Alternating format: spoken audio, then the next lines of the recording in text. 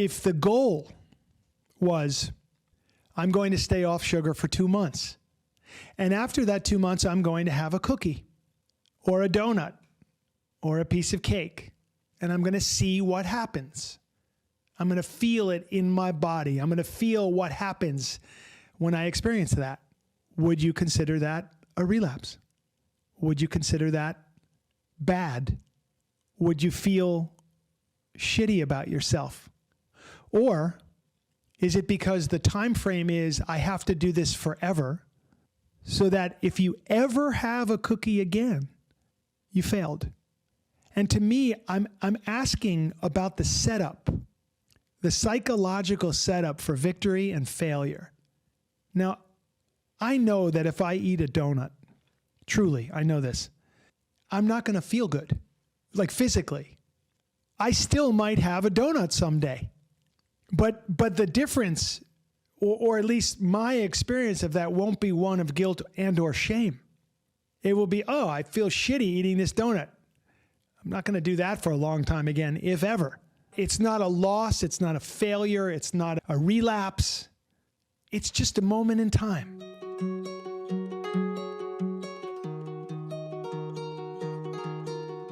So we have one extraordinary human being here left with a question, an inquiry.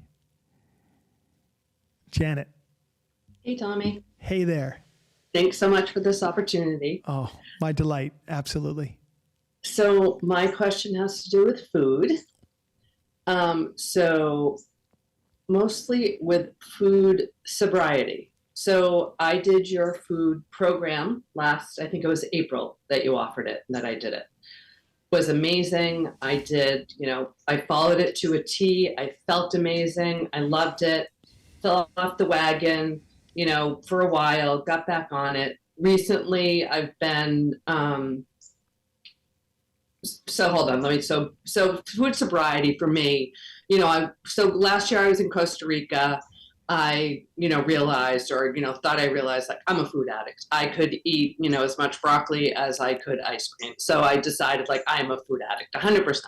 So I came home, went to some OA meetings, I cut out flour and sugar, 100%.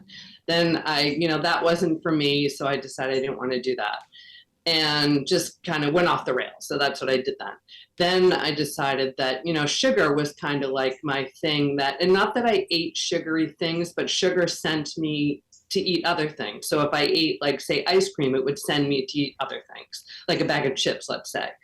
And I used to love donuts. And a few years ago, I don't know if you ever heard of Mad Russian in Boston, the hypnotist. Did you ever hear of him? I have not. I went to him a few years ago and got hypnotized. And I didn't eat a lot of donuts at home, but whenever I traveled, I would find, like, the best place for donuts and go eat donuts there. Now I don't even care about donuts because he hypnotized me and I don't care about donuts anymore. So sugar isn't my thing. So I cut out sugar, which has been great.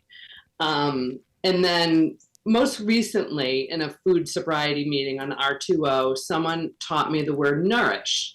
So most recently I've been committed to nourishing foods and not overeating, because I wasn't really a binger. I was just overeating foods and overeating just delicious foods. So most recently, like, that's kind of been my commitment. So I'm back on, like, your program and eating, what you and Dr. Nick, that whole, whatever, and been doing really well with it. So I don't so much consider myself a food addict anymore. I just kind of consider myself, and this has only been like 2 months. But I consider myself, I don't know if the word would be cured or what the word would be, but I consider myself good with food at the moment because I'm feeling really good. But I also live in that fear of, like, pardon my language, like, am I going to fuck up again? And is it going to, like, all go to hell again? And am I going to, next week go and eat submarine sandwiches again? And I was just away with some friends. I was away with some R2O friends for 5 days. And, like, they went out for ice cream. I'm like, yeah, I don't want that. And, like, I didn't have it. And there was another thing that they were eating. I'm like, yeah, I don't want that. And I sincerely did not want it. And I didn't feel the need to announce, like, no, I don't eat sugar. Like, I just said, no, thank you, I don't want that. And it felt really good to, like, just, no, I don't want that. it wasn't like I didn't have to announce, like, I don't eat sugar. I don't do that. Like, I just didn't want it. So, but I still live in fear, like, am I gonna, go off the rails? So I don't really even know what my question is, but yes, I if you appreciate. could just speak to any of what I said. Yes, it all makes sense to me, actually, and there's so much to say. And thank you for this inquiry. And food is my favorite, really one of my favorite topics in recovery. When you say, I don't know what to refer to myself as. Is it cured now? Or I think the word to describe what you're describing is balanced. That there's a return, there's been a return to balance with regards to your relationship with food. Now, I get into some trouble and some pushback from a lot of people in traditional recovery programs related to food because I'm not black and white in my thinking on this topic. So I want to say right up front, take what works and leave the rest. I'm not trying to tell anybody what to eat. In fact, nobody can tell anybody what to eat. And that's part of the what I'm interested in is freedom. Mm-hmm. Now, freedom for me doesn't mean that you can go out and eat a pint of ice cream because you feel like it. Freedom is being in touch with the body in such a way like you are, where you release sugar from your life and all of a sudden, people were eating ice cream around you and you quite literally didn't feel like it. That's freedom. There's no charge there. It's not something you don't have to, like, as you said, I didn't have to tell them that I don't eat sugar anymore and make it a whole thing. No, it's just not my preference. And that's freedom right there. Now, here's the thing. This is an inquiry about your inquiry. I'm asking myself. I'm asking you to ask yourself, and I don't have an answer for this. That's what I mean by inquiry. This is not moral. This is not a right and wrong thing. I want you to think about it, and I'm going to think about it too, and maybe we all can think about it together. In the situation you find yourself in right now, in your alignment with food, you've let go of sugar. By the way, I would consider it, if not the single most addictive drug on the planet, it's right up there. It doesn't have the same death-defying effect or immediate effect of like an opiate addiction and other very, very severe addictive drugs. But sugar is one of the hardest things to let go of. And if you have changed your microbiome and you have changed your digestive system and you have changed the endocrine system and the nervous system and the neural functioning of your brain by releasing sugar for any amount of time, and I'm guessing for you it's been a couple months is what you said, that is an unbelievable, very rare experience that you're having right now on this planet today. Give yourself a hand, sincerely. That's incredible. 2 months without any unnecessary forms of sugar, without your desserts and all the rest of it. An amazing thing in this world, in this day and age. So you're in the experiencing of what that is, and only you can say what that feels like in your body. And so my inquiry is this. If the goal was, I'm going to stay off sugar for 2 months, and after that 2 months, I'm going to have a cookie or a donut or a piece of cake. My goal is 2 months, and then I'm going to have a cookie, and I'm going to see what happens. I'm going to feel it in my body. I'm going to feel what happens when I experience that. Would you consider that a relapse? Would you consider that bad? Would you feel shitty about yourself? Or is it because the time frame is I have to do this forever, so that if you ever have a cookie again, you failed. And to me, I'm asking about the setup, the psychological setup for victory and failure. Now, I know that if I eat a donut, truly, I know this, I'm not going to feel good, like physically. I still might have a donut someday. But the difference, or at least my experience of that, won't be one of guilt and or shame. It will be, oh, I feel shitty eating this donut. I'm not going to do that for a long time again, if ever. So it's not a loss. It's not a failure. It's not a relapse. It's just a moment in time. For me, I feel free in that. Now listen, there are people in the world today who cannot have that donut. And I do not recommend they go out and have that donut, because for them, it would sincerely trigger a series of other things they would get into that they've proven to themselves over and over again, I can't have the donut. Or if nothing else, they'd have the donut and then feel so badly about themselves that it would take them weeks to get out of a shame spiral or a guilt spiral and just to feel level again. So I guess emotionally, psychologically, addictively speaking, on the realm of addiction and addictive behaviors, on a certain level, I can afford to have the donut because it doesn't send me into some kind of triggered eating, into a whole bunch of other stuff, or negativity and feeling badly about myself. What does that mean about me? Nothing. It just means that when I eat that food, that's not where I go in my mind. But I'm asking you to think about, and I'm asking everybody to think about, is it because we set ourselves up that we have to be perfect in this?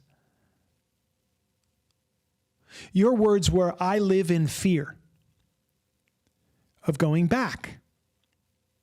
Well, I don't want you to live in fear forever. Maybe you'll come to a place where if you're sober long enough, like you have been with this case and the ice cream that your friends were eating that you didn't want anymore, maybe you'll be sober from sugar long enough that it literally has no pull anymore. You would never have the donut, not even as an experiment, not because you're afraid of having the donut, but because sincerely you don't want it. Kind of the way I am with alcohol and drugs. Like, I just don't want them. I'm not in the struggle of it anymore. And by the way, I'm not in fear of it anymore, although I was for a very, very long time. And you can bet that at 2 months sober from drugs and alcohol, I was terrified about going back. Terrified. So it's just an inquiry for us to consider. Like, maybe, like me, I worked the steps around drugs and alcohol and I was liberated from it. There was no charge anymore. I don't desire this anymore in my life. I'm free from it.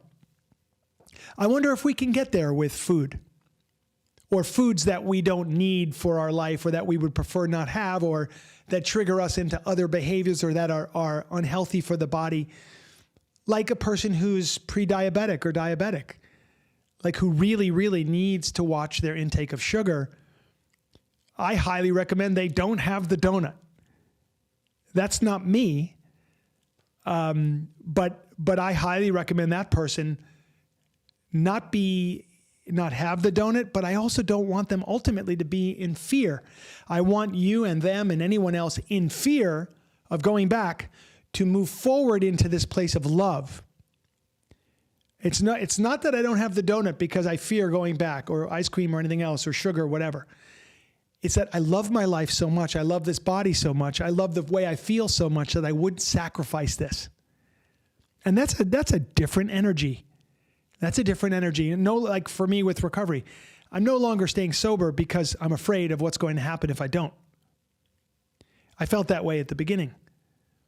But there's another step beyond that for me, where fear became love and devotion. I'm devoted to my body, to my health, to my wellness. I can't imagine using drugs and alcohol today, not because I'm an addict, Not because my life would fall apart if I used drugs and alcohol, which it probably would. But my reason is that I desire this life, this effort. I desire this opportunity to be clear. And so I've moved beyond the fear. And I don't know if that's if that makes sense to you, but I'm hoping that